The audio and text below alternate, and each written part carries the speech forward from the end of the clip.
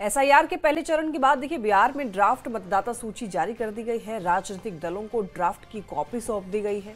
ECI की website पर मतदाता अपना नाम चेक कर सकते हैं। वहीं एसआईआर के मुद्दे पर अब सियासत भी तेज हो चुकी है। विपक्ष जहां निर्वाचन आयोग की प्रक्रिया पर सवाल खड़े कर रहा है, तो सत्ता पक्ष की ओर से पलटवार किया जा रहा है।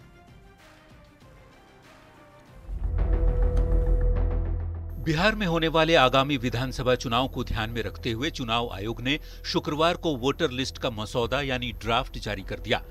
यह लिस्ट 1 महीने तक चली विशेष गहन पुनरीक्षण यानी एसआईआर प्रक्रिया के बाद तैयार की गई है। अपना नाम ऑनलाइन निर्वाचन आयोग की आधिकारिक वेबसाइट पर आप देख सकते हैं voters.eci.gov.in पर। बिहार के सभी 38 जिलों के डीएम के साथ निर्वाचन आयोग ने लिस्ट साझा की है। इसके साथ ही सभी राजनीतिक दलों को ड्राफ्ट की कॉपी भी सौंप दी गई है। निर्वाचन आयोग की लिंक पर क्लिक कर आप आसानी से अपनी जानकारी चेक कर सकते हैं। लिंक खोलने पर एक पेज खुलेगा जहां 4 अलग-अलग ऑप्शंस दिए गए हैं। वहां आपको सबसे पहले राज्य में बिहार चुनना होगा, फिर अपने जिले और विधानसभा क्षेत्र का नाम सेलेक्ट करना होगा।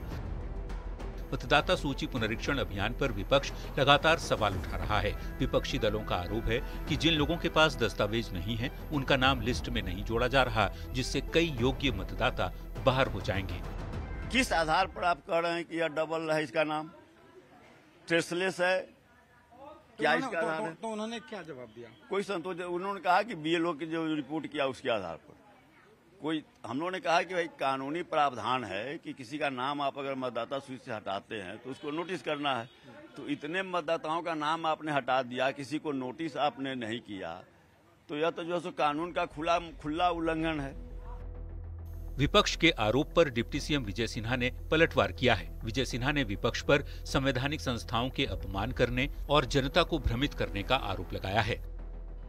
देखिए, एसआईआर बहाना है, संविधान का अपमान करना इनका निशाना है। ये संवैधानिक संस्था का अपमान करते हैं। जब माननीय न्यायालय एक बार नहीं 2 बार कह चुके कि हम नहीं रोक सकते, आपको कोई खामी कमी है, कोई आपत्ति है, वो उपलब्ध कराइए, हम उसको देखेंगे। फिर भी जनता को भ्रमित करने के लिए अपने हार का ठीकरा चुनाव आयोग पर फोड़ने का ये राजद कांग्रेस के लोग बहाना ढूंढ।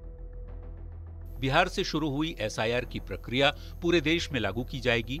बिहार चुनाव से पहले विशेष गहन पुनरीक्षण की पूरी प्रक्रिया पर विपक्ष सवाल उठा रहा है, जिस पर निर्वाचन आयोग की तरफ से पॉइंट टू पॉइंट जवाब भी दिया गया है। इसे पूरी तरह से पारदर्शी और नियम के अनुकूल प्रक्रिया बताया गया है।